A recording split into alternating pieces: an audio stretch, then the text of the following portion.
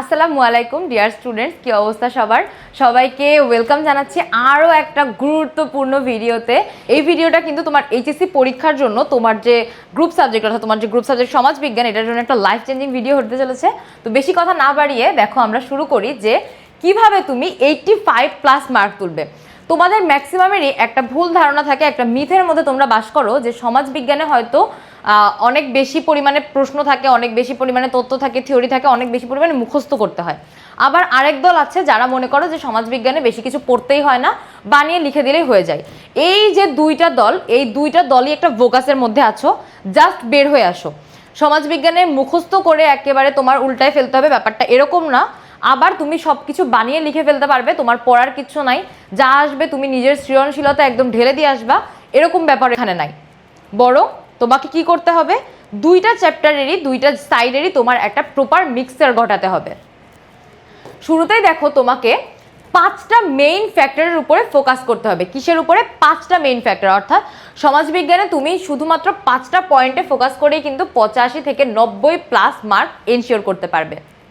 শুরুতেই দেখো তোমার মূল বই বা তোমার যে টেক্সট বুক আছে, আমি বারবার কতবার অসংখ্যবার তোমাদের ক্লাসে কথাটা বলেছি, তার হিসাব নেই, যে টেক্সট বুক পড়ার কোনো বিকল্প নাই।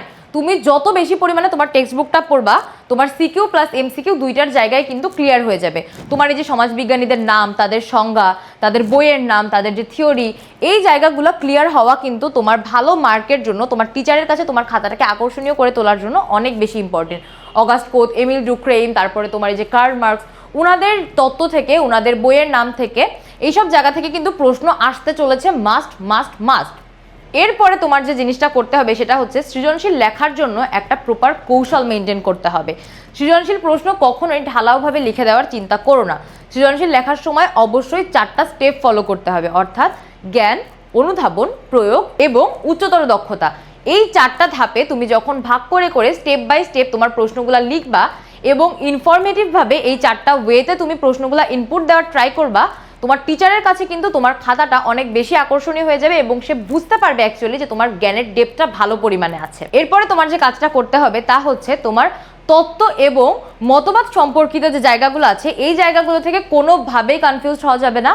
এই জায়গাগুলো অনেক ভালোভাবে মাথায় রাখতে হবে। যেমন তোমার এই যে সমাজবিজ্ঞানের উৎপত্তি, সংস্কৃতি, সভ্যতা রিলেটেড কথাবার্তা, সামাজিকীকরণ কি, সামাজিকীকরণের যে ধাপগুলো সেইগুলো, এরপরে বিভিন্ন সমাজবিজ্ঞানীদের যে তত্ত্বগুলো আছে, যেমন এই যে ইবনে খালদুনের আল আসবিয়া, তারপরে হচ্ছে কার্ল মার্কসের তোমার শ্রেণী সংগ্রামের যে তত্ত্ব, এমিল ডুক্রেইমের আছে আত্মহত্যা রিলেটেড মতবাদ, ম্যাক্স ওয়েবারের আছে আমলাতন্ত্র, এই জায়গাগুলো কিন্তু খুব ভালো করে মাথায় রাখতে হবে এবং খুব ক্লিয়ার ওয়েতে রাখতে হবে, যেন প্রশ্ন আসলে তুমি একটার সঙ্গে অন্যটা কোনোভাবেই গুলিয়ে না ফেলো। এবং এই জায়গাগুলো কিন্তু তুমি অনেক ছোট করে লিখতে পারবে, কিংবা মোটামুটি মানে অনেক বেশি বড় করে লিখতে যে একদম খুব বানায় লিখতে হবে না, বরং মোটামুটি যে ইনফরমেটিভ জিস্টটুকু ওইটুকু লিখলেই কিন্তু তোমার ভালো একটা মার্ক এসে যাবে।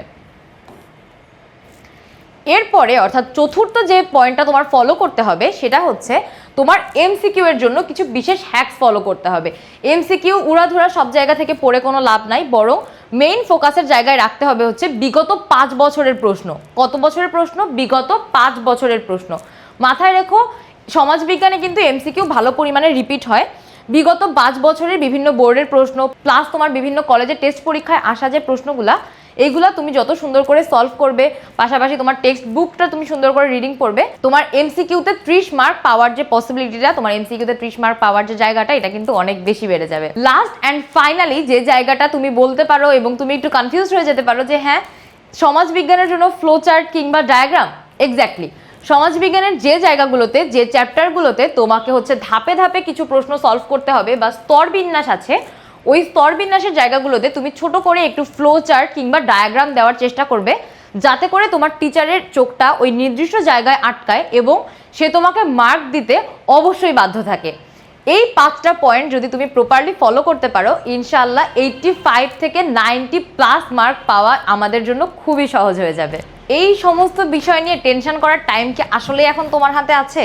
যে কত পরিমাণে তোমার রিভিশন করতে হবে বা কোন কোন জায়গাগুলোতে তোমার ফোকাস করতে হবে, এই টাইমটাতে কিন্তু মূলত তোমার সব কিছু থেকে রিভিশন করতে হয় না, অর্থাৎ বাছা বাছা কিছু জায়গা থেকেই তোমার রিভিশনটা করতে হবে। তো এখন তোমার কিন্তু আসলে এই টাইমটা নাই যে কোন জায়গা থেকে তোমার রিভিশন করতে হবে এই জিনিসগুলো খুঁজে বের করার।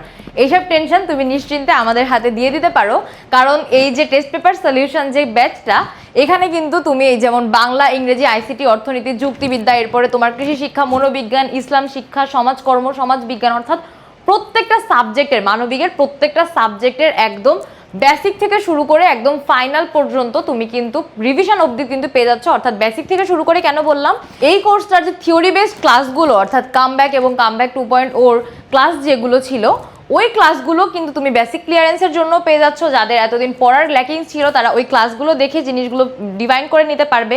পাশাপাশি যখন তুমি এই ক্লাসগুলো পাচ্ছ তোমার রিভিশনের জন্য প্লাস তোমার টেস্ট পেপার সলিউশনের জন্য, তখন এর বেশি আর কি চাই বলো তো তোমার এ প্লাসের জন্য।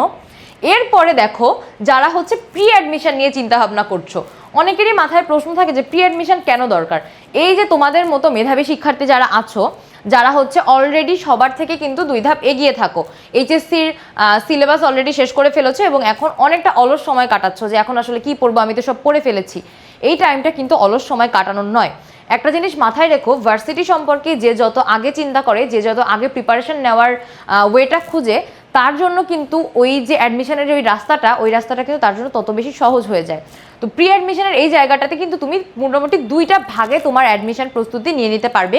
প্রথমত তুমি এইচএসসি পরীক্ষার আগে বাংলা, ইংরেজি, সাধারণ জ্ঞানের 30টা লাইভ ক্লাস পেয়ে যাচ্ছ তোমার এইচএসসির আগেই, এবং এইচএসসি পরীক্ষার পরে তুমি বাংলা, ইংরেজি, টেক্সট বুক, সাধারণ জ্ঞান, আইসিটি, অর্থনীতি সব কিছু মিলিয়ে ডিউ আইসিইউ ব্যাচের যে ক্লাসগুলো, এই ক্লাসগুলো পেতে চলেছো।